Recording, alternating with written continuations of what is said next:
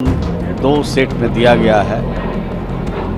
22 तारीख तक नामांकन है और 24 तारीख को स्क्रूटनी है और 24 तारीख को ही संभवतः राष्ट्रीय अध्यक्ष जी का घोषणा राष्ट्रीय निर्वाचन पदाधिकारी करेंगे। लगता नहीं है कि कोई और नामांकन करने वाला है। लेकिन समृद्धि यादव नीतीश जी की आज है, गया और औरंगाबाद में है, करोड़ों की योजनाओं को लगातार है, तो उनका तो आज से नहीं, कल दो सेट में राष्ट्रीय अध्यक्ष जनता दल यूनाइटेड के लिए नीतीश कुमार जी का नामांकन हुआ है। नीतीश कुमार जी जनता दल के संस्थापक हैं, राष्ट्रीय हमारे अध्यक्ष भी हैं और सर्वमान्य हमारे नेता भी हैं। उनके नामांकन कराने के लिए हम लोग दिल्ली गए थे और वहाँ पर जो राष्ट्रीय निर्वाचन पदाधिकारी हैं माननीय श्री हरि हेगड़े जी, उनको नामांकन दो सेट में दिया गया है। 22 तारीख तक नामांकन है और 24 तारीख को स्क्रूटनी है और 24 तारीख को ही संभवतः राष्ट्रीय अध्यक्ष जी का घोषणा राष्ट्रीय निर्वाचन पदाधिकारी करेंगे।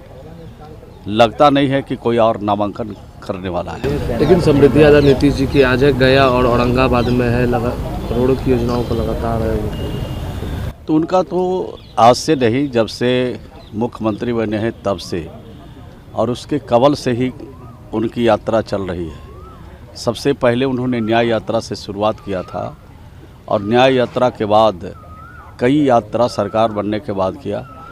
असल उनको ये जानकारी प्राप्त होती है, लोगों से फीडबैक मिलता है कि किस तरह का काम राज्य के अंदर करने से किस समाज में जो गड़बड़ी है, कमी है, उसको ठीक किया जा सकता है।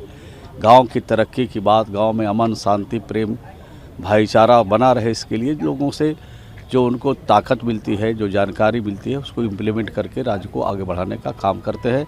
इसलिए यात्रा कई दृष्टिकोण से महत्वपूर्ण है। नीतीश जी लगातार सभी मंचों से सार्वजनिक तौर पर सम्राट जी को कह रहे हैं कि आगे अब ये देखेंगे, क्या ये कहा जाए या ये कह सकता है कि अगले मुख्यमंत्री के रूप में सम्राट जी होंगे? देखिए, हमको इस तरह की कोई जानकारी नहीं है, लेकिन इतनी बात मैं कह सकता हूँ कि जो कुछ भी होगा वो नीतीश कुमार जी के दिशा निर्देशन में होगा, उनके सुझाव पर होगा और बड़े नेता मिल बैठ के इसका सबका हल निकालेंगे।